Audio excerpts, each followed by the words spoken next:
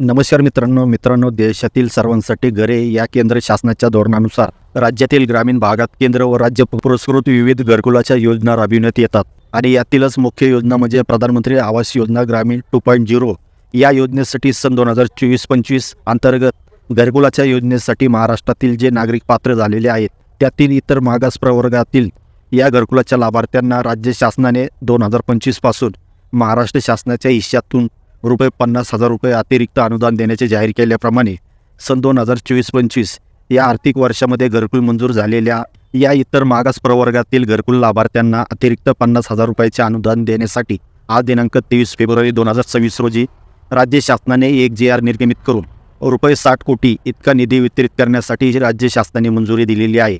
त्यामुळे लवकरच हे अतिरिक्त 50,000 अनुदान घरकुलाच्या लाभार्थ्यांना त्यांच्या बँक खात्यावर घरकुल बांधताना लाभार्थ्यांना अनुदान देण्याचे जे टप्पे आहे त्याप्रमाणे लवकरच अनुदान वितरित केले जाईल। गेल्याच आठवड्यामध्ये या योजनेकरता राज्य शासनाने इतर मागास प्रवर्ग,